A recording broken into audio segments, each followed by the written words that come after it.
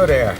Quite often while I'm camping I get asked by some other RVers how I tow my vehicle, or as we call it, towed, or how does the system really work, or is it safe?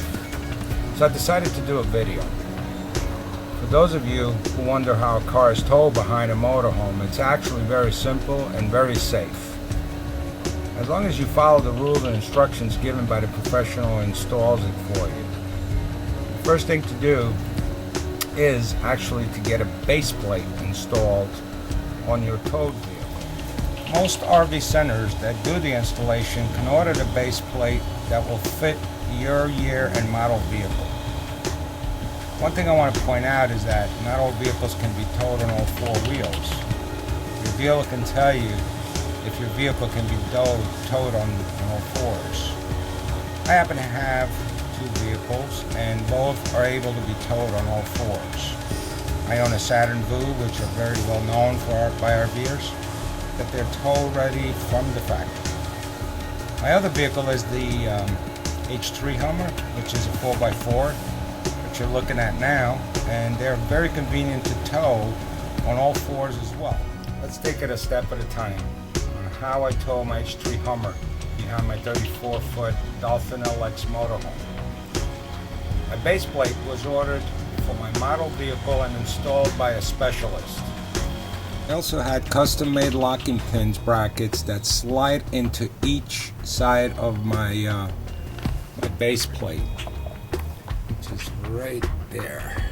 Those are tubings because I didn't want them to take off my toe rings and kind of disform the front of the Hummer. As you see, when they are off, everything is very well hidden. Okay, I slide the custom-made locking pins on each side and slide in the pin that holds it in place. Okay, we do the same thing to the other side.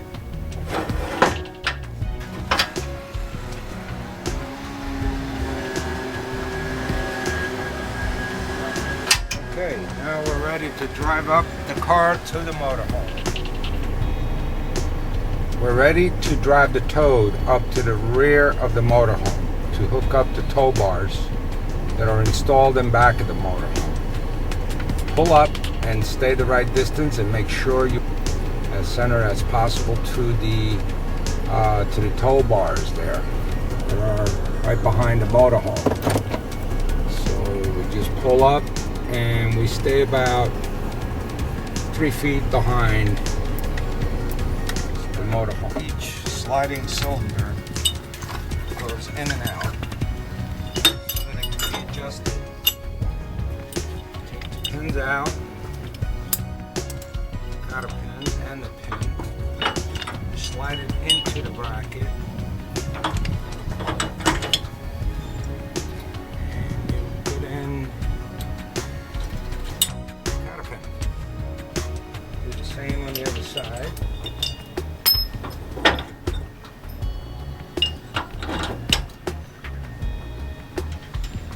Next, that's it. We hook up the safety cables and in a crisscross position.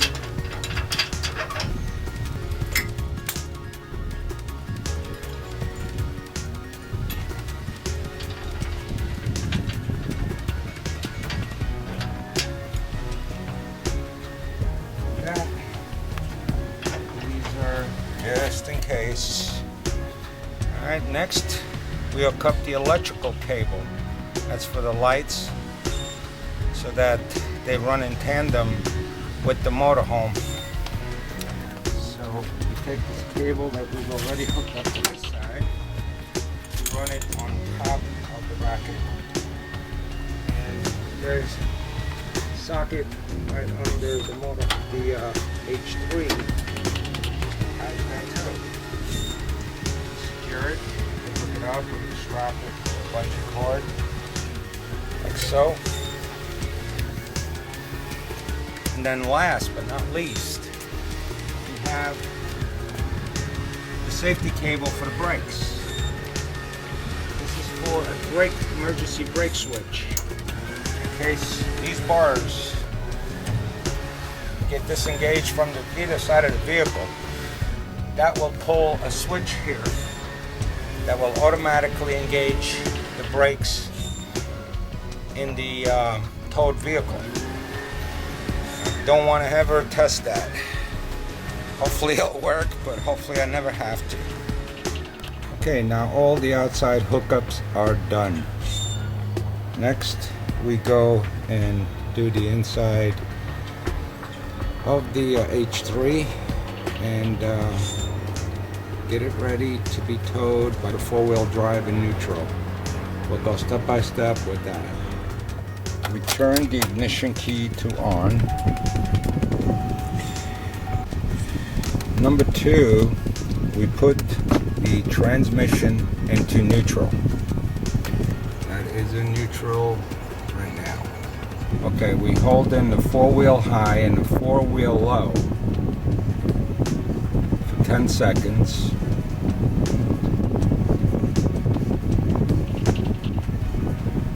Should start blinking. There we go. The neutral light is on. Just red. That's on right now. Okay, once your neutral light is on, you shift the transmission to reverse and to neutral. Make sure that it doesn't engage. This is to ensure that the transfer case is in neutral. Okay, turn the engine off and the key to ACC, which will be right about here. It should be on ACC. Now, place the transmission shift level to park. We will place that all the way into park. And turn the ignition to lock. And that is it.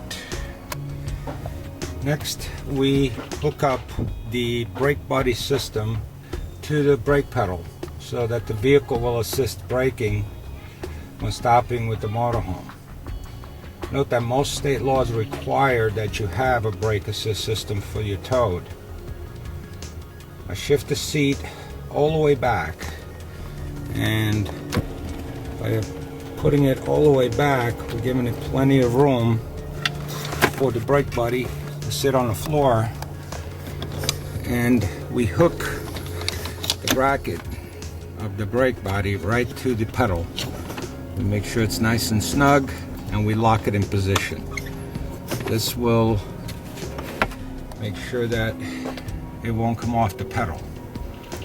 The next thing we do is we take the cigarette lighter extension and we hook it to the cigarette lighter. You'll hear the compressor kicking in until the tank in the brake buddy is full. You notice they retracted. Okay, once it's charged, it will stop compressing. Adjust the seat so that it barely touches the back of the brake buddy. What this does is it makes it stay in place, and when it engages, it will activate the brake pedal. You don't want to apply too much pressure with the seat into the brake buddy. And too much pressure will make the back lights activate and also activate your brakes as you're going down the road. So now we're ready to self-test the system.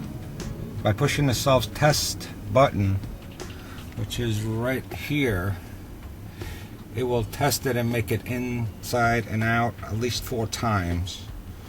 Okay, while it's doing that, the self-test cycle, you should check your brake lights to make sure that they're going on and off properly. So let's go ahead and do that. As you see, it will retract around 4 times. At the same time, we're checking the back light. I don't know if we can see it, but it's going on and off. It's on and it's off. That's perfect. That's perfect adjustment. Of course, after this, you turn on the motorhome lights, and everything should work in tandem. The rear signal lights, the running lights should work in tandem with the motorhome. Get everything a last check before you take off. That's very important. Okay, we give everything a last check, and you're ready to hit the road, Jack. And look back using your rear camera, the rear camera screen on the dash of the motorhome. You're able to watch your car as you're driving to see anything unusual. Once you get to your destination, do everything in reverse. Oh, speaking of reverse, it's very important to know that it's not recommended to back up while hooked up to your Toad. I'm sure you know why. I hope I was able to explain the system as clear and as safe as possible, keeping in mind that there's different systems out there and have different instructions compared to mine. These instructions for my system were given to me by the installer in the Toad manual.